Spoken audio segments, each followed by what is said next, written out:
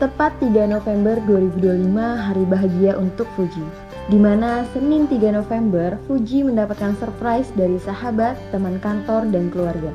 Ucapan serta doa silih berganti Fuji dapatkan hingga kado-kado mewah.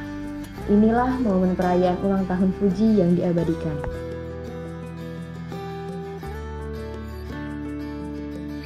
Ya, kalau kami selalu berdoa ya. Mungkin setiap habis sholat kami berdoa. Ya, bukanlah saya mendoakan anak saya, malah orang banyak pun kami doakan. Termasuk hatersnya ini kami doakan juga agar mendapat petunjuk ya. Dan saya mendoakan anak saya, semoga anak saya menghadapi cobaan ini ya, gunjingan komentar-komentar orang yang tidak pada tempat ini, semoga dia kuat, semoga dia bisa bisa menghadapi ini dengan suatu ketenangan lah ya, ketenangan, dan bisa bergaul dengan orang-orang baik. Ya, harapan saya ke depan semoga dia semakin dewasa dan tidak terpengaruh oleh omongan-omongan, komentar-komentar orang yang miring-miring ini. Itulah harapan saya sih. Ya itu aja sih.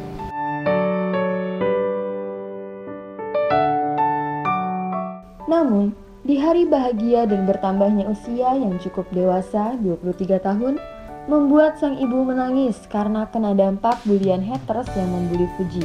Begitu juga dengan sang ayah Haji Faisal.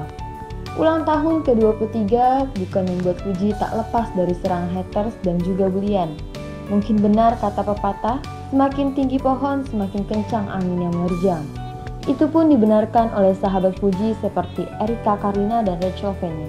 Bagaimana dia mengenal sosok Fuji yang sebenarnya ceria dan periang, namun dengan banyaknya haters yang menyerang Fuji dalam segala hal, membuat Fuji menjadi pribadi yang tertutup dan introvert, dan itu membuat sang sahabat kasihan dan iba.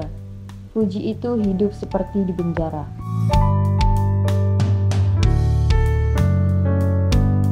Dia tuh orang yang terpenjara dalam kehidupannya sih Om, kalau aku bisa kasih gambaran ya gitu. Yang orang lihat kan maksudnya kayak gila seberuntung Fuji ya, dapat uangnya ya easy money lah gitu, kayak terkenal gitulah. Tapi yang aku lihat karena kita main bareng, dia tuh kayak terpenjara aja, ngapain aja salah gitu. Takut salah. Dan dia tuh tanpa dia sadari, kemarin aku ngobrol juga sama Rachel, kita photoshoot bertiga, aku ngeliat Fuji kasihan bukannya happy, padahal Fuji lagi ketawa-ketawa ya. Kok gue ngeliatnya kayak kasihan ya? Kenapa Iya, dia tuh aslinya nggak introvert Om. Tapi nggak mungkin nggak kena, pasti ada traumanya juga gitu loh. Jadi ya kadang kita dan ini tuh nggak berhenti ya? Nggak berhenti. Udah diomongin kayak misalnya Fuji, orang-orang nyuruh Fuji klarifikasi, Fuji udah klarifikasi salah juga. Jadi kayak kanan kiri salah. Padahal nih orang nggak legit, nggak ngapa-ngapain. Tapi Fuji nggak. Dan Fuji nggak ada masalah bahkan nggak pernah kayak aku kan punya masalah, punya kasus. Rachel juga, Fuji tuh enggak, bahkan di dunia entertain ya, dalam dunia pekerjaan dia nggak pernah nyenggol orang Om.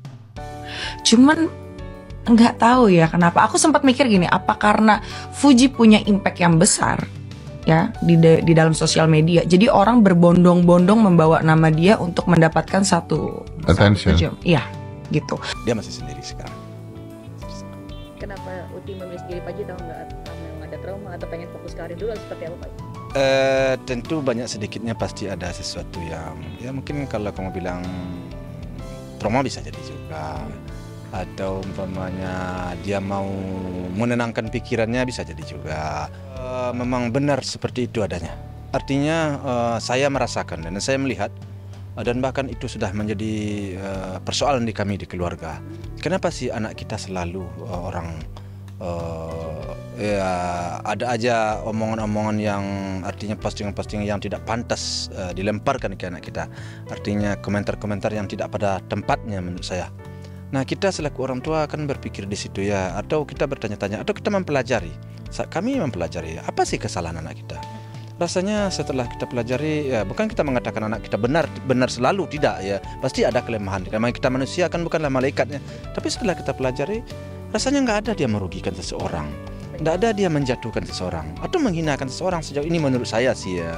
Kenapa? Karena bulian itu, cacian dan makian itu efeknya kalau anak tidak kuat, seseorang tidak kuat, itu risikonya bisa fatal. Nah, kadang-kadang kita aja, saya aja kadang-kadang ada juga ya masalah anak saya. Kok saya dibully, ikut kena, padahal saya nggak ngapa-ngapain, anak saya juga nggak ngapa-ngapain. No, kok saya ikut omanya. Kita nggak habis pikir kita ya, kok itu ya manusia ya. Iya, semuanya khawatir. Jangankan ke anak saya, ke omanya saya juga saya khawatir kan. Kadang-kadang seorang tua kalau udah terlalu juga anaknya ini kan perasaannya juga bisa terluka loh. Menatap kepergian dirimu. Kalau bisa ditukar, anak kami dikembalikan lagi, nggak apa-apa. Cuma mau jualan aja ya, dan komen yang aneh-aneh.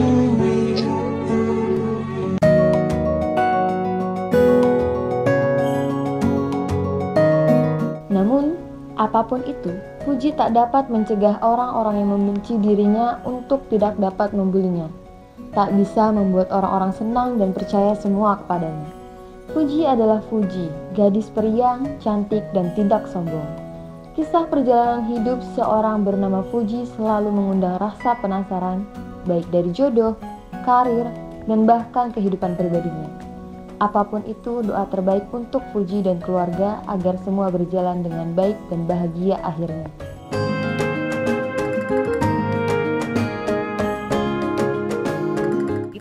Iya, saya sendiri, kami ya, artinya saya selaku papanya atau omanya, itu selalu memberikan masukan-masukan, ya memberikan bentengan-bentengan lah ya, agar dia kuat ya menghadapi ya kehidupan seperti ini ya, omongan-omongan orang ya. Tapi kan kadang-kadang kemampuan kami kan juga terbatas, ya terbatas, sehingga takutnya karena berlebihan yang disampaikan orang tidak kuat dirinya ya. Memang ya kalau memang perlu ke psikolog ya pergilah ke psikolog ya. Terpaksa kami buka pintunya, gimana lagi kan? Takutnya kita kita nggak profesional ya. Tapi kita sampaikan selaku orang tua bahwa kita apapun nama anak kita tuh sampai dimanapun kita akan bentengin, kita akan berdiri di depan ya, terhadap anak di depan. Ya kalau kami selalu berdoa ya. Mungkin setiap habis sholat kami berdoa. Ya, bukanlah saya mendoakan anak saya, malah orang banyak pun kami doakan. Termasuk hatersnya ini kami doakan juga agar mendapat petunjuk ya. Dan saya mendoakan anak saya, semoga anak saya menghadapi cobaan ini ya, gunjingan komentar-komentar orang yang tidak pada tempat ini, semoga dia kuat, semoga dia bisa bisa menghadapi ini dengan suatu ketenangan lah ya, ketenangan, dan bisa bergaul dengan orang-orang baik. Ya, harapan saya ke depan semoga dia semakin dewasa dan tidak terpengaruh oleh omongan-omongan, komentar-komentar orang yang miring-miring ini. Itulah harapan saya sih. Ya itu aja sih.